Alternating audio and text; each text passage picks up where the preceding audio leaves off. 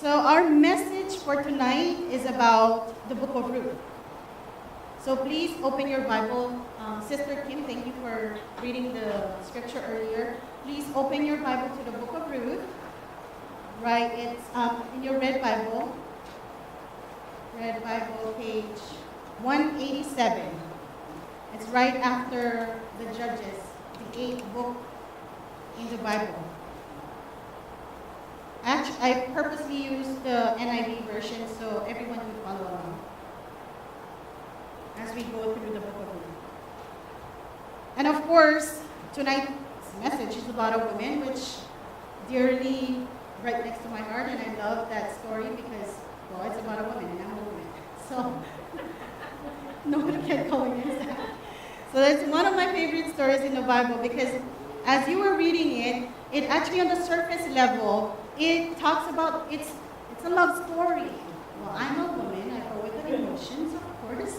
So it's a love story when I first read it. And as I keep reading it, yes, it is a love story, and it is a book that covers the whole Bible for me. It would cover the whole Bible, the meaning of the whole Bible. It has 4 chapters, and each chapters would have verses from 18 to 23. So it's really short, but not as short as Malachi. So, anyways, the title of tonight's message is Fullness in Faith. I hope you'll all be awake as we go through the stories.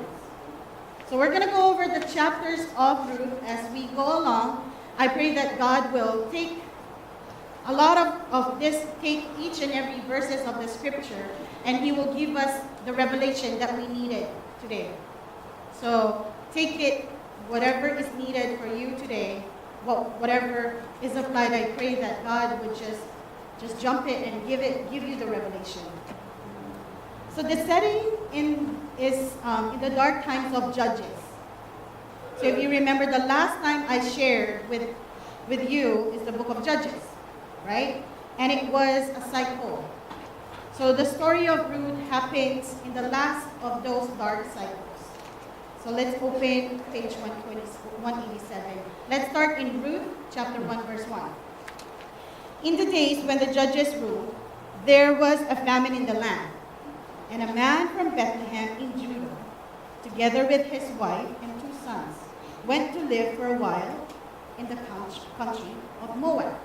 Remember now, that is the promised land, where they're coming from, where the judges ruled that it gotten so bad that there was a famine. So the Israelites starting to leave the land. So they're from Bethlehem in Judah. And they're leaving the land because there is a famine. This is supposed to be the land of the milk and honey. But because of man's sins, there is a famine. Because of the Israelites not listening to God, there is hunger. Because they don't have the daily communion with God, there is drought. Because of their disobedience in God, there is shortage. And because of their doing, there is this famine. So be careful, church. If we don't have daily communion with God, we will have famine. Amen. If there is too much disobedience with God, we will have shortage in all aspects of our lives. If we don't listen and we just keep on sinning, there would be hunger inside of us. So be careful. This is the land God had promised to bless them in, and from which He would make them a blessing to the world. Remember, that's a promise. And as we go along, we will come back to that. So verse 2, the name of the man was Elimelech. Follow along. And the name of his wife was Naomi. And the 2 sons were Mahlon and Chilion, which means Mahlon means sick, and Chilion means dying and failing. So, funny thing, who in the world would give those names to your son, right? I mean, it's so tough to carry the name. I mean, My name is sick and dying. But it might be their nickname, we don't know. But that's the meaning of their names. It says in verse 2 that they migrated in Moab. If we remember, these are the tribes that Lot, Abraham's nephew, fathered with his daughters. Remember? They wanted to continue the descendants of Lot. So what they did, they actually slept with their dad, Lot. And so these are the Ammonites and the Moabites. The Moabites are cursed tribes. Check it out. It's in the Deuteronomy 23:3. All the scriptures that I use tonight, it is on your inserts. Deuteronomy 23:3, no Ammonite or Moabite or any of their descendants may enter the assembly of the Lord, not even in the 10th generation. That is the curse of the Moabites and the Ammonites. And that is in the first 5 books of the Bible. They were the one who hired Balaam to curse Israel, if you remember. That's what Pastor Paul preached about a few months ago. And it's one of the Jewish law. Verse 3, now Elimelech, Naomi's husband, died. She was left with her 2 sons. They married Moabite women, one named Orpah and the other Ruth, who are pagan women because they are Moabite, like what I said earlier. They are foreigners who worship other gods and outsiders. Should we say they are Gentiles like us? So after they lived there in Moab, about 10 years, they died. Which, of course, would not surprise us because their name is sick and dying. Right? So it wouldn't surprise us. After 10 years, they, of course, are going to die. So you're probably wondering why these 2 Israelites married the Moabites. I thought they are cursed tribes. But you see, that is the beauty of God's salvation. He will use anybody, even a Gentile like us, like you, to fulfill His will and His purpose. Amen? Amen. Amen. So let's turn to the next page. The next page, verse 6. When she heard, that is Naomi, that the Lord had come and gave food back to His people, she decided to return home with her daughters-in-law. So Naomi is going back to Bethlehem, the promised land. On their way to Bethlehem, verse 8, then Naomi said to her 2 daughters-in-law, go back, each of you, to your mother's home. May the Lord show you kindness as you have shown kindness to your dead and to me. She went on her spiel, and she said, even if I would carry sons, you guys will not be waiting for you guys to marry my sons. Because, yes, she's old, and they're old too. So she went on the spiel. So then in verse 14, then Orpah kissed her mother-in-law. So she went to become a talk show host. Oprah? No, that wasn't in the Bible. That's just a joke. So, but Ruth, that's a joke. But Ruth clung to her. Well, I just love that verse. Ruth grew up in a pagan worship, an outsider who clung to her hope. Verse 15, it says, look, Naomi said, your sister-in-law is going back to her people and her gods.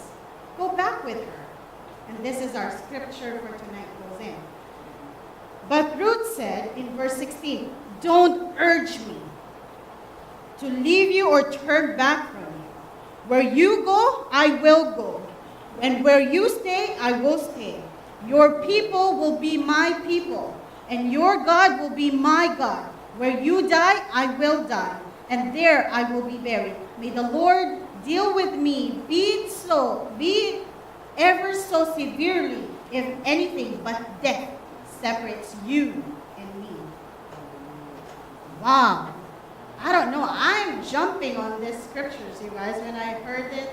when I listened to it long time ago, because those two verses, they are the great conversion and the total transformation of Ruth, who is a Moabite who worships other gods, cursed and trashed. They were cursed, but she went in extreme when she stepped into her calling. She went extreme when she stepped into her calling. She said, where you go, I will go. Whatever your God is my God. And Naomi's God is the God of the Israel. That is a great transformation. And of course, there's probably something that Ruth have seen with Naomi, that she would risk everything, including to be persecuted by the people of Israel, because she knows that they are not accepted. And once Naomi saw that Ruth is determined, like what the song said, Sister Vilma had sang this. When Naomi saw that she's determined, she's probably saying, I have decided to follow Jesus. No turning back. No turning back. When she saw that, verse 18, Naomi stopped Virginia. Verse 19 to 21. So the two women went on until they came to Bethlehem. When they arrived in Bethlehem, the whole town was stirred because of them. And the woman exclaimed, can this be Naomi? Verse 20, don't call me Naomi, which in Hebrew, it means blessed. She told them, call me Mara, which means bitter. Because the Almighty has made my life very bitter. 21, I went away full, but the Lord has brought me back empty. Also, full does not mean just the riches of the earth. Being full for her means she has God, she has a husband, she has the two sons before she left. And of course, their properties in Bethlehem. Here in these verses, I don't know, it reminds me about the prodigal son. You know, when he left with all his riches. The humbleness that will stir up the whole town if and when you come back to God's arms. When you come back to God, it's a real testimony. Amen? Amen. So we go with chapter 2. Now these two widows, they are back in Bethlehem with no food, no job, nothing. Empty. So somebody has to work. Remember, every time when God calls you and He has something for you, He has something He wants you to do, He wants you to be a part of it. He wants you to be involved. He wants you to but not to get the credit, of course, because God gets all the glory and credit. But what He wants is you and I to see every detail of His greatness, of His hand at work. That's why He wants to involve us. So Ruth did what the poor people does in those days. In Leviticus 23, this is a command from God. Leviticus 23:2, it says, when you reap the harvest of your land, do not reap to the very edges of your field, or gather the gleanings of your harvest. Leave them for the poor, and for the foreigners residing among you. I am the Lord your God. It is a command from God, from the Leviticus. It's one of their laws. This shows us how God always takes care of the poor and the needy, even in the Old Testament. Verse 3, so she went out, entered a field, and began to glean behind the harvesters.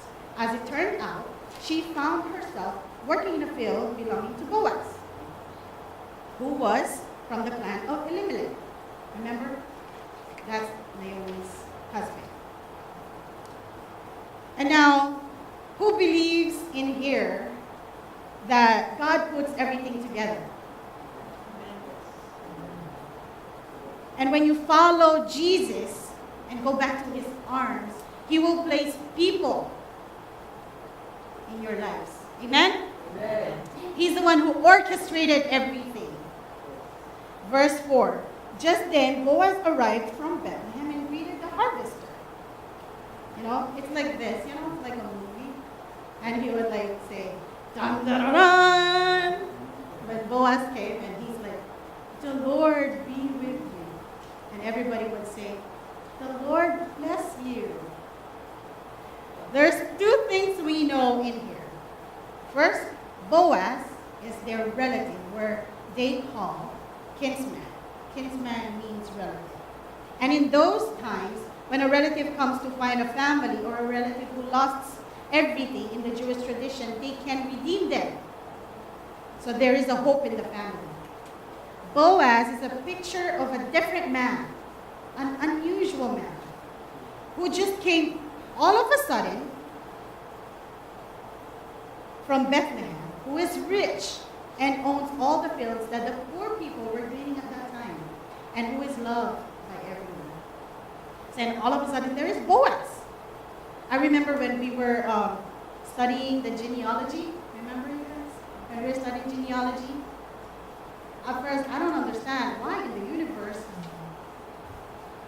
a man from Pampanga and a woman from Ilocos Sur would meet together and have me. It is not a coincidence. And then your parents, what in the world that put them together so they can have you? Because there's a purpose. And I'm here sharing the good news. You're here sharing the good news. So we all have a purpose in life. It is not a coincidence. The Bible says He needed us and knows us even before we were born. See, in the book of Ruth, you will see the direction and the sovereignty of God. There is no dramatic miracles. It is the hand of God working supernaturally in the world.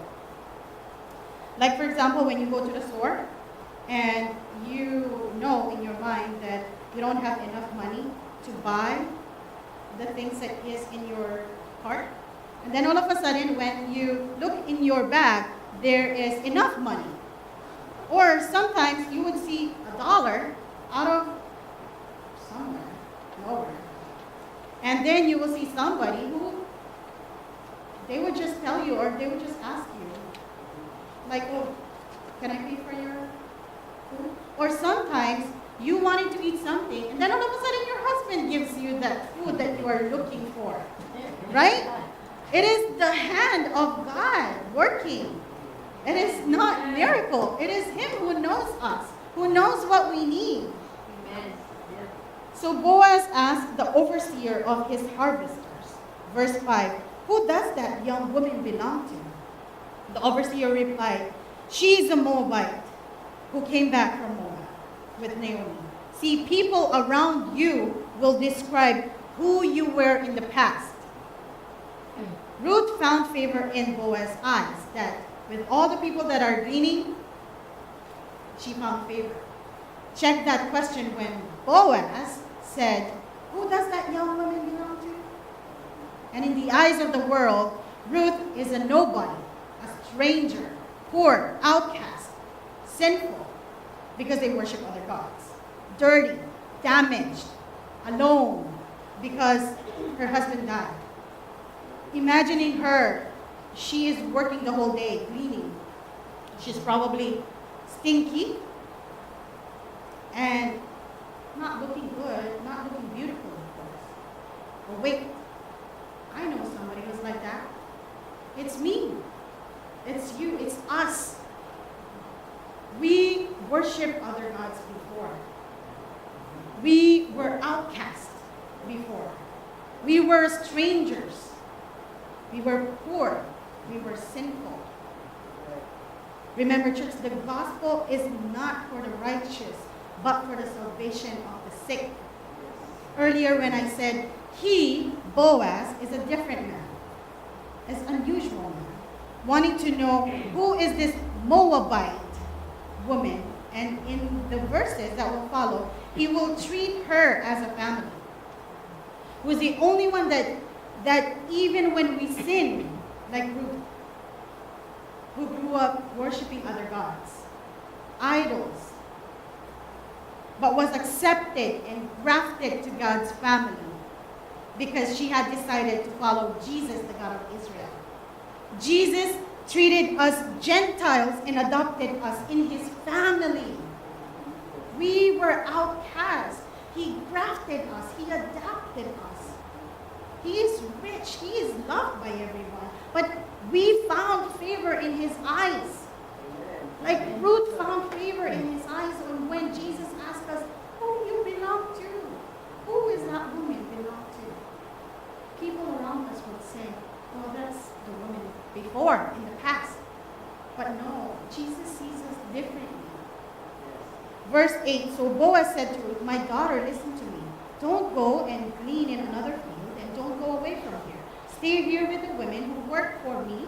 Watch the field where the men are harvesting, and follow along after the women. I have told the men not to lay a hand on you.